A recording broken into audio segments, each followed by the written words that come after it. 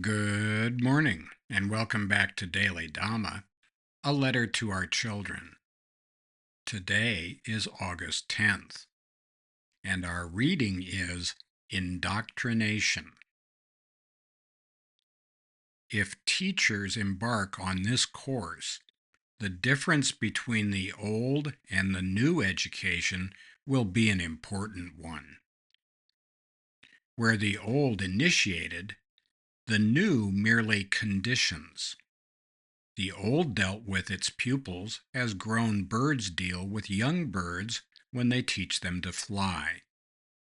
The new deals with them more as the poultry keeper deals with young birds, making them thus or thus for purposes of which the birds know nothing. In a word, the old was a kind of propagation, men transmitting manhood to men. The new is merely propaganda. And that's C.S. Lewis from The Abolition of Man. It is noble for teachers to instruct students in how to think. It is ignoble to teach students what to think.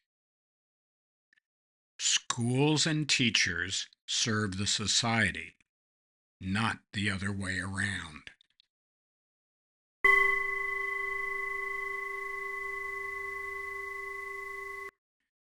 We've all got a role to play, no doubt about that. And the role played by teachers is very important. It's vital to have folks whose mission in life is to instruct children so that they can become functional adults in society.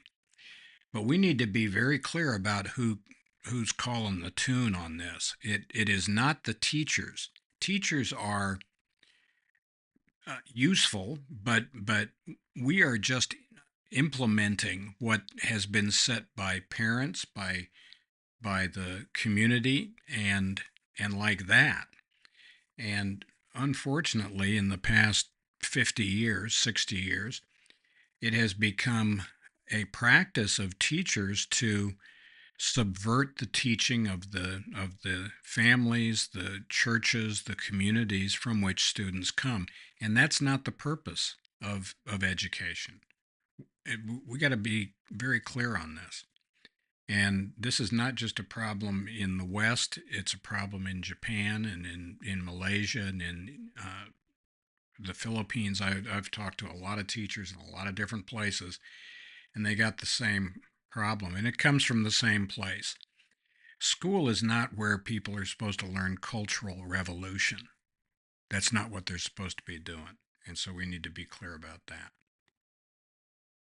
C.S. Lewis raises a number of issues, and the book we quote most often in this book is The Abolition of Man, which was compiled from a series of 3 lectures that Lewis delivered at the University of Durham's Rydell Memorial Lectures in February of 1943.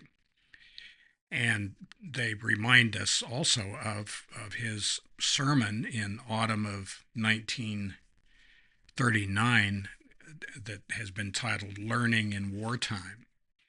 We can love someone for very different reasons than other people do.